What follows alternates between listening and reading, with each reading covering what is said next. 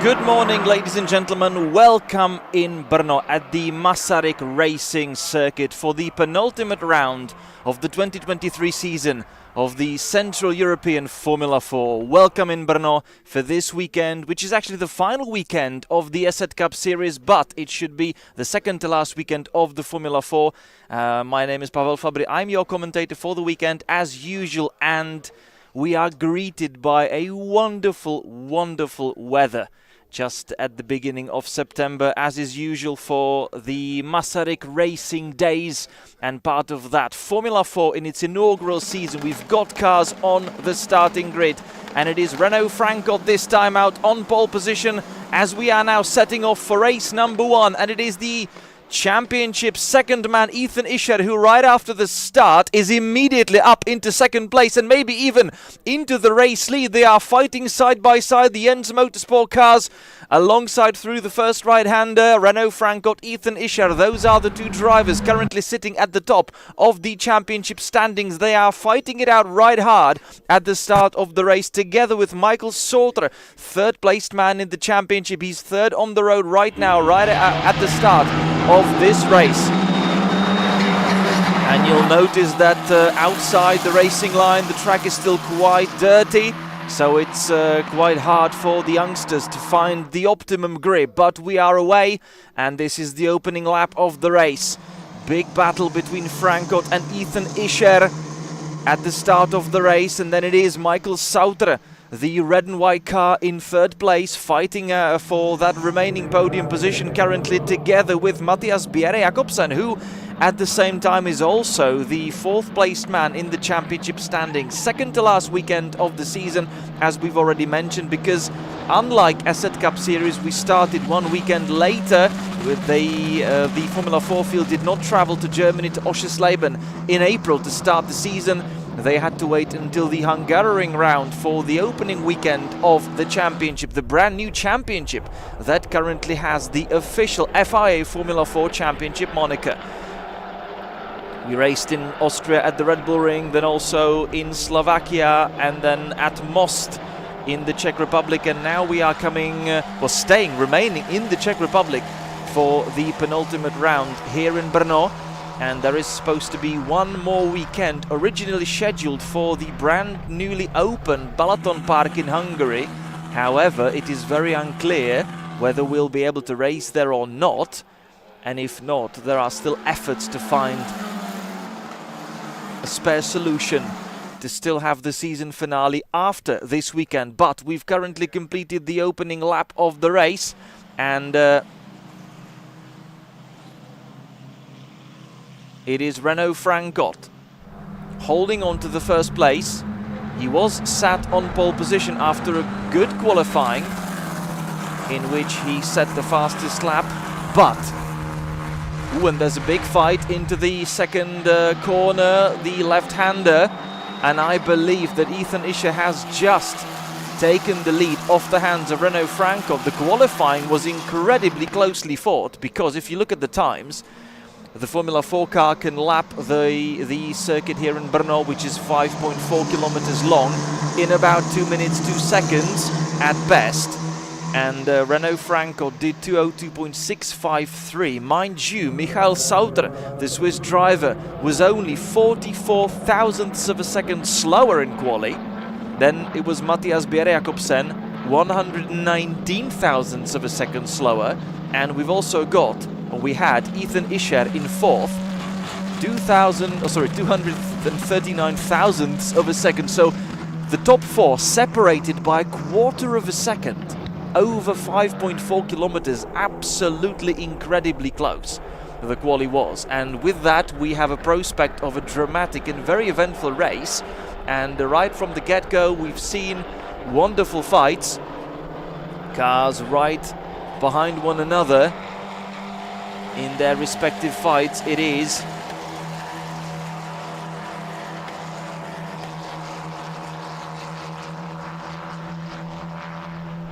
Francotte leading across the line. Couple of static cameras to complete the view, and it is the car number 28 still leading, so it's Renault Francotte still in first place. But being followed closely by Ethan Ischer. Renault Franco, the current championship leader. They've been sharing their time in the sunlight all through the season. It was actually Ethan Ischer who started the season in a dominant fashion in Hungary, where he took a couple of victories, so he's dominant from that weekend, and left Hungary with 50 points to his name. Then came Red Bull Ring, and it was James Agosi, young American driver, who only joined the field for that one particular weekend, and it was his full clean sweep, as he took both victories in Austria. And then came Slovakia Ring, and Renault Franco was at the top with a couple of victories to his name. Then came the round in Most, the first one of the two, with 3 races across the weekend, and that was the one that was a clean sweep for Ethan Ischer. So far, every single weekend saw one driver dominating, but each time it was someone else. So it's still pretty much undecided, and Renault Franco, yes, he did come to the Czech Republic, or let's say to Brno, because we were already in the Czech Republic for the previous round in Most. Renault Franco, he came to Brno with 170 points, only 18 points away from Ethan Ischer, and they are now fighting it out for the race lead. Franco leading from Ischer, but look how close Ischer is. They are now getting back up the hill from the Kevin Schwantz corner. Well, this is a wonderful, wonderful footage, wonderful angle from the airborne camera, and you can see how early we're hitting the apex in the last corner.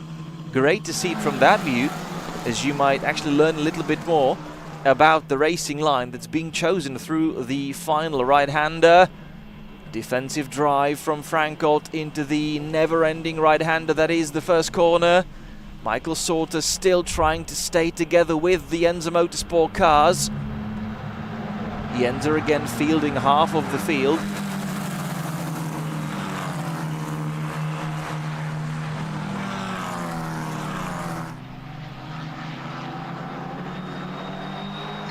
It's a mega battle.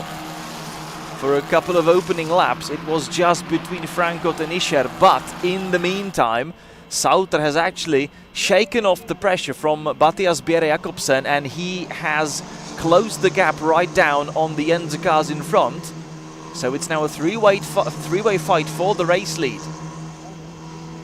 This is what everybody who is familiar with the Masaryk circuit knows as the stadium section, or as the C tribune, or C grandstand, if you will.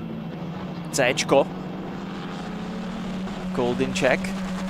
And that's the wonderful section where at the same time you see about 5 or 6 corners. So great place for the spectators. And if you're not on the main straight, then that's the place to go. But then the Kevin Schwantz corner, the sharp and hard right-hander that we've just exited, that's the one with one of the highest numbers of overtakes at this track. 5,403 meters, the circuit length. And through the final S's we go again. Past the pit lane entry, well, that's the other pit lane entry. We've got 2 ways of entering the pit lane at this track. So it is Franco leading from Ischer. Michael Sauter in 3rd. Matthias Bjerre-Jacobsen in 4th. Also not that far away. Still within... well, it's just over 1 second from the race leader. So he's also getting back into the fight. So the top 4 still together. Then we have got Oliver Michel in 5th and Max Karhan up to 6th currently. Roman Robíček on his debut in Formula 4 CEZ, running in 7th.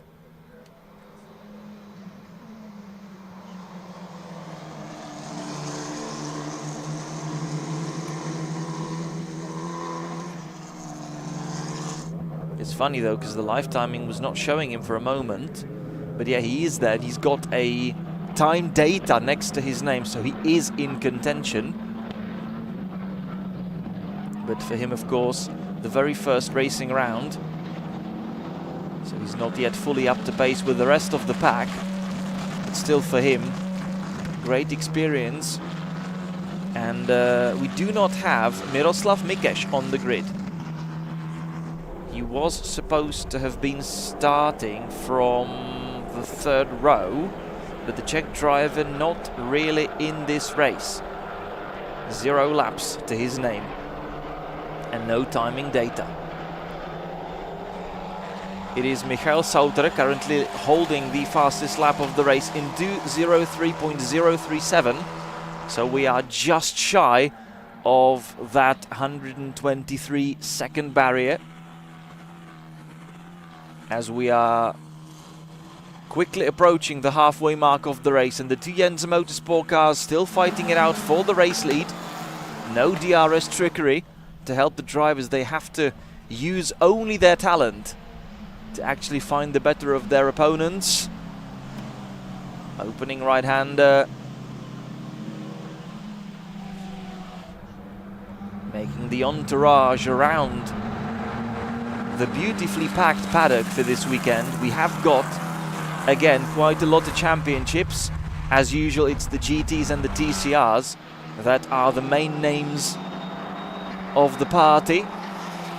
We've also got the Renault Clio Cup together. We've got Formula 3 cars and also Boss GP, Formula 1 cars and GP2 and Formula 2 cars waiting for their exhibition runs a little later on today. And also we've got two historic championships, the Hygo touring cars and formulas, which have their ensemble at the tip of the paddock, right on the inside of the first corner where you see that sort of caravan city. So that's them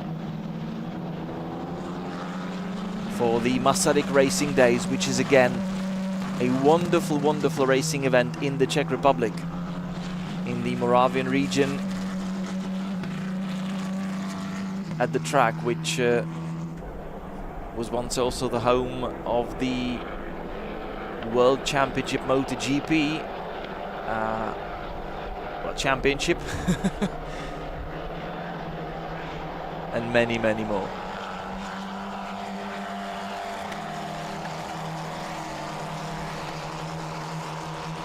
And regarding the single seaters, you might remember the McLaren team once coming to Brno quite often, thanks to their title sponsor back then. And you may remember attempts from David Coulthard, no less, of breaking the lap record at the Masaryk Racing Circuit. However, since Boss GP has been coming to Brno, we've seen that that record being broken. And the current fastest lap of all time is actually held by Ingo Gerstl in his STR1 Toro Rosso from 2017 in 1:36.065. We've got Formula 1 cars in the paddock this weekend once again, and if you're here or planning to come here, maybe you'll find the newer Toro Rosso in the paddock. That is the, what is it, STR3 from 2008, the one that Sebastian Vettel took to the victory in the Italian Grand Prix in 2008. He himself, the quadruple Formula 1 world champion, he started his racing endeavors when it comes to single-seaters, but years and years back in what was then called Formula BMW, no longer existent championship. But these days we've got different formulae which young drivers can actually enter the racing world or single-seater world through, and that of course currently is this one. It's the Formula 4 with the current generation of the Tatus single-seaters, the D421. And for the Central European Zone Championship, we've got more and more of them. We started the season with only 6. And although it's not been going as quickly as we may have expected, the field has still been growing. And yeah, we've got 8 cars in the paddock, but if you actually look at the championship standings, we've already got 12 names on the bill that have taken their turns in entering the field.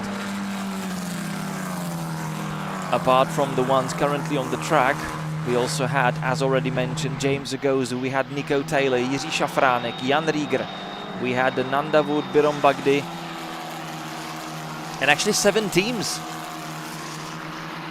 trying their hand at competing in the Central European Formula 4. Of course, Jensen Motorsport, the leading force with 340 points. Sauter Engineering, 113. Then Ideal Line Performance Gender Racing Team, 76. Thanks to Oliver Michel. We also had BHM Racing. That's the rather brand new team of Paul Müller, who decided to enter the single-seater world in a great fashion. And not only does the team the Formula 4 races, but they also do Formula 3, Formula 2. So they are as high as on the support bill of Formula 1 Grand Prix. We've got Renauer Motorsport, we've got Sape Motorsport and JMT Racing that joined the field, or JMT Racing joined the field the last time out at Most.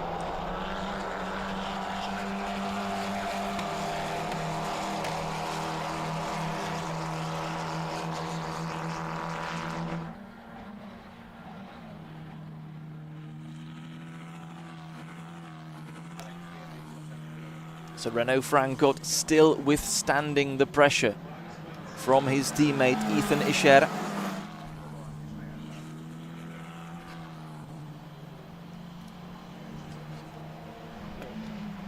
They are still running half a second away from one another there. You can see them still in the same camera shot. Michael Sauter and Matthias Bjerre Jacobsen already falling out of it. We're currently lapping around 203.5. Well, that's what Renault Frankot did on the previous lap. 203.58 to be more precise. Ethan Ischer did 203.811 as they crossed the line half a second from one another. Actually, sorry, I've had to refresh the live timing, which is not always that live as I would like it to be. But either way, it's very similar. 203.6 for both of the drivers. Renault Frankot and Ethan Ischer. Ischer actually marginally faster than his teammate.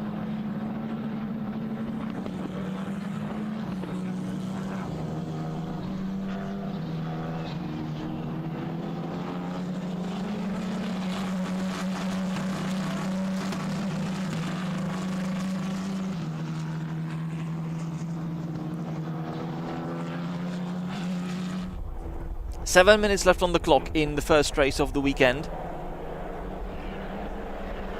We have got beg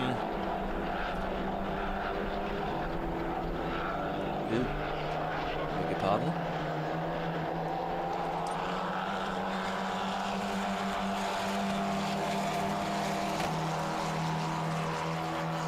We've got 2 of them this weekend, both of them on today's list. So after this race, there's going to be the Boss GP exhibition, and then the Clio Cup race, then the first GT sprint, and then again Boss GP F1 show, and then TCR Eastern Europe.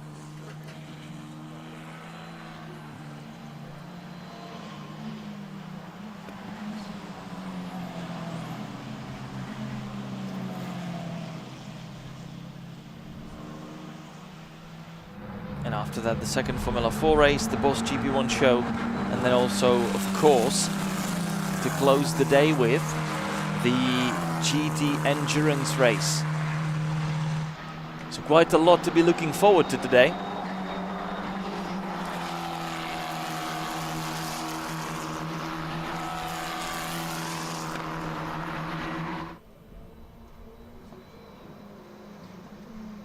The top three still close together.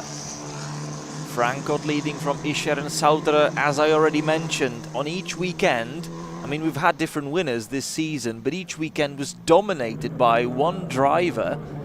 So if the feat is to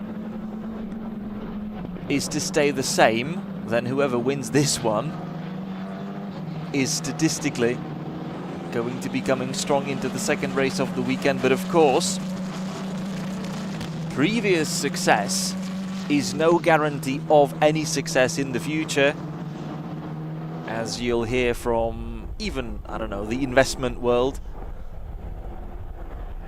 What you've done in the past is nice, but it's no guarantee of what's going to happen in the future. So doesn't mean that it's going to be the same for each weekend that's still left in this year's championship, whether it's 1 or 2 in the end. 4.5 minutes left as we are making our way back up the hill and onto the start and finish straight. Frankot leading from Isher. Still no change in the race lead. They were, well, the closest they were to one another was of course on the opening lap in the first corner after a great start from Ethan Isher. He was 4th on the grid only, but then made a great getaway and actually found his way through that little gap between Sauter and Jakobsen right at the start. He had a great reaction to the lights going off, and then he was troubling Renault Frankot into the first right-hander, but then Frankot managed to keep better pace and better speed, higher speed through the opening corner, and with that he defended his race lead and then never let go of it.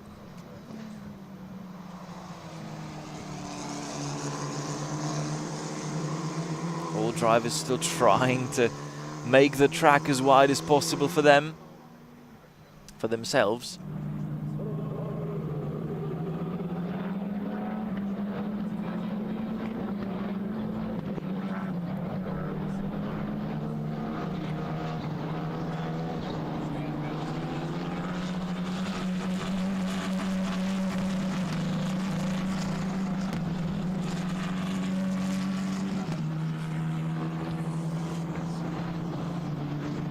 Into the Kevin Schwantz corner.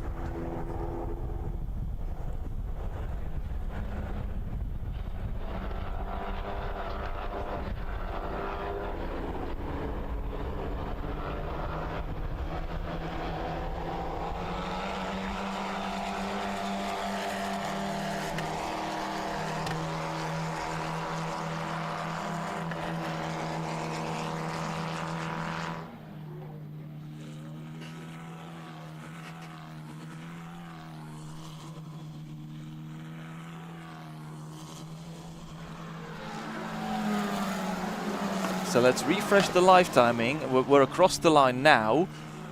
2 laps left.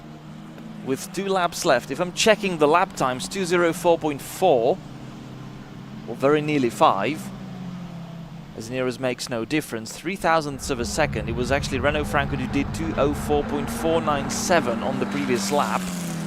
Ethan Isher slightly slower by 0.09 of a second, so they're still close to one another. 0.08 of a second, sorry, 0.8 of a second apart.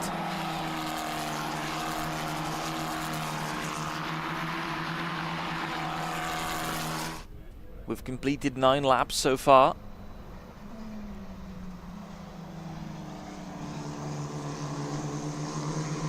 And actually hats off to the drivers, because yeah, you might think that not a lot has happened in the race so far, but great effort from each and every one of them. Ethan Isher still piling the pressure on Frankot. Frankot actually withstanding it. So it's, well, great job from both of them. It's not so easy to actually get yourself in an overtaken position. And after the quali that I commented on earlier on today, we had the top 4 separated by less than 1/4 of a second. So it is only logical that it's actually so closely fought in the race as well. But it's hard for everyone to actually make a move and make that decisive difference, because everybody's really able to lap at a very, very similar pace. 20 seconds left on the clock. We should be able to start another lap, but only just. We'll cross the line with only a couple of seconds left and enter the final lap of the race. There we go. 5 seconds. With 6 seconds across the line, that means that we are now on the final lap of the first race of the weekend in the Formula 4 Central European Zone. And it is the last 5.4 kilometers to contest in this race. We're making our way around the opening right-hander, past the caravan city on the inside, on the infield, up the hill now to the highest point of the track, which is here in the second corner. The second and third. This tiny little straight between them, and now we're starting to descend quite rapidly. Downhill sections as we go into turn number 4.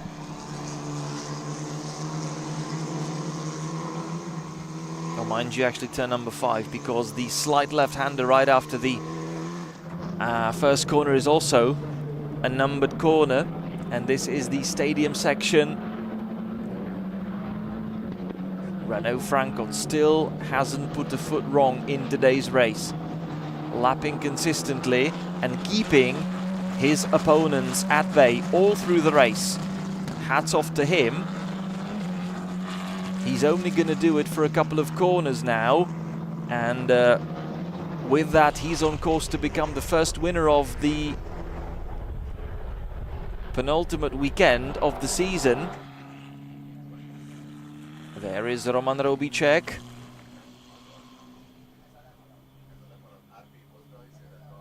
Let's go back and get back together with the race leaders. Oh, I just look at the beautiful country and look at the beautiful region the track is actually in. But let's get back to the race leaders, because we are about to greet them at the finish line. Renault Frankot opening the weekend with a victory. Renault Frankot, the championship leader, cementing his position in the first place of the standings with a victory from Ethan Ischer. Good job for Ischer as well, as he started 4th and finishes 2nd, so great start on his part. Michael Sauter 3rd, so he'll complete the podium today, with Matthias Bjerre-Jacobsen actually then 4th on the road. Oliver Michel coming home in 5th from Max Karhan, P6 for the local driver. Roman Robicek is going to come across the line in 7th. So it's Renault Frankot victorious in Brno, and it's his 3rd victory of the season. He won both of the races in Slovakia back in June, and now he's back to the winning ways in Brno in race number 1, having started from pole and took the dominant lights to flag victory. He was under pressure from his teammate Ethan Ischer, but as I said, he didn't put a foot wrong, didn't make a single mistake, and didn't give his teammate a single chance. And that's exactly what he needs to be doing to keep the first place in the championship standings, to be crowned the first ever Formula 4 Central European champion. But before that, there's still some way to go. I mean, if this was the final weekend, then this would have very nearly handed Renault Frankot the title, because he's gaining 7 extra points. That means he's extending his championship lead to 25, which is exactly what you get for a race victory. And of course, if there is a point equality at the end of the season, then the decisive factor is the number of victories. Currently, Ethan Ischer has got 5 victories to his name. Renault Frank got 3, so he can't possibly actually level Ethan Isher in the number of victories. Well, I mean, he can. Should this be the last weekend, then he can't. But we're gonna see about that. Still meetings and discussions going on in the background to decide how to end the 2023 season. Either way, from Renault Frankov, this is the best what he could do today. He took the light to flag victory and gained further 7 points to his championship lead, so he's 25 clear from his teammate Ethan Isher, and the race 2 is on the list a little later on today. Around 3:30, it's going to be all probably a tiny little delayed. Usually the weekends in ESET Cup are tightly packed, and that means there should there be any red flag or a safety car period, lengthy safety car period, or anything of the sort, then we might be losing all through the day. But of course, we'll be the happiest if you just keep watching and experience the entire weekend together with us. So that's it for the Formula 4 race at the start of the Saturday's program, and we'll be back very soon with more, but for now it is a very warm goodbye.